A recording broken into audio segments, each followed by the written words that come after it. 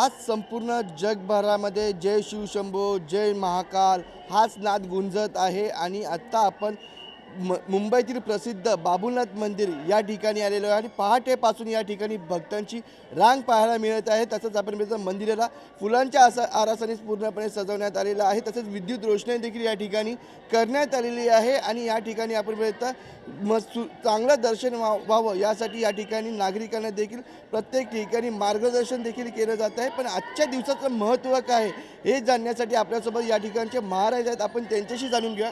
Sir, आज महाशिवरात्रि है, आज काय महत्व है? आज का महत्व ऐसा है कि महाशिवरात्रि का दिन ये विशेष पर्व माना जाता है भगवान महादेव का।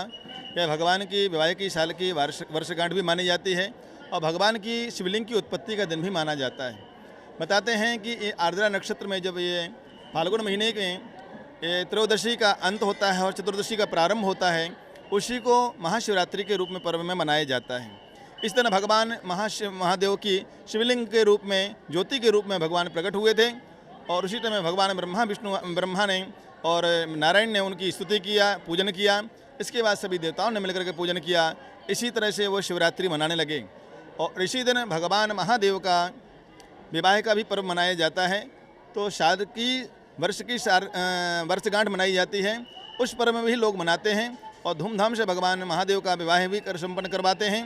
और भगवान की इस दिन जो पूजा करता है वह उनकी समस्त मनोकामना पूर्ण हो जाती है। इस दिन जो भी चढ़ाता है, जैसे जल चढ़ाने से जीवन में सुख शांति होती है, दूध चढ़ाने से समस्त मनोकामना पूर्ण होती हैं, गन्ने की रस चढ़ाने से लक्ष्मी की प्राप्ति होती है, शहद चढ़ाने से हमारे नाना प्रकार के रोगों से मुक्ति मिलती है, हमें लक्ष्मी की प्राप्ति होती है, शक्कर चढ़ाने से हमारे जीवन में मिठास आती है, घर में सुख शांति आती है, लक्ष्मी की प्राप्ति होती है, दही चढ़ाने से हमारे जीवन में यश की प्राप्ति होती है, भगवान के फूल चढ़ाने से हमारे जीवन में सुगंधि आती है और हमारी समस्त मनोकामना पूर्ण होती हैं। यह ऐसा इसका महत्व है। महाशिवरात्रि व्रत है पवित्र व्रत है मानलं जातं हिंदू धर्मामध्ये। ये सबसे बड़ा व्रत माना जाता है और महाशिवरात्रि के दिन जो भगवान जाने अनजाने में भी व्रत कर लेता है, उनकी समस्त मनोकामना पूर्ण होती हैं। एक छोटी सी मैं आपको स्टोरी बताता हूँ।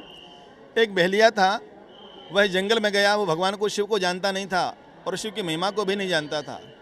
जंगल में गया, अचानक उसको दिन भर कोई शिकार मिला नहीं और रात हो गई। अब उसने सोचा बिना शिकार करे अगर मैं वापस जाऊंगा तो मेरे भूखे बच्चे जो है ना वो बिलखने लगेंगे, तो मैं एक काम करता हूँ, रात में ही रुक जाता हूँ। और जंगल में रुक गया। उसी टाइम पे एक सरोवर के नीचे जाकर बिलवृक्ष था, उस पर चढ़ गया।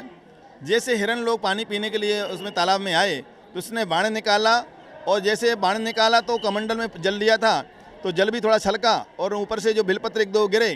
नीचे पुरातन शिवलिंग था, उसमें ऑटोमेटिक भगवान शिवलिंग के ऊपर दूध जल गिरा और बिलपत्र गिरा, तो पहरे पहर की पूजा हो गई। तो उसके मन में तो इतने में हिरन लोग निकल गई। दोबारा फिर हिरन आई, फिर उसने वापस वही किया। तो हिरन ने बोला ठीक है, एक काम करो भाई, हमको मारना है तो मार लो, लेकिन कोई बात नहीं, हम पहले एक काम करो, अपने बीवी बच्चों को उनको दूध पिला के बच्चों को आते हैं, इसके बाद हमारी जान ले लेना। तो वापस हिरन गए और तीसरे पहर में आए तो वापस उसने वही किया। तो ऐसे करके 3 बार उनकी पूजा हो गई। चौथे पहर में जब आए तो परिवार के साथ वो आए, बोले एक काम करो, ठीक, हमको मार करके अपना ले जाओ और अपने परिवार का भरण पोषण करो।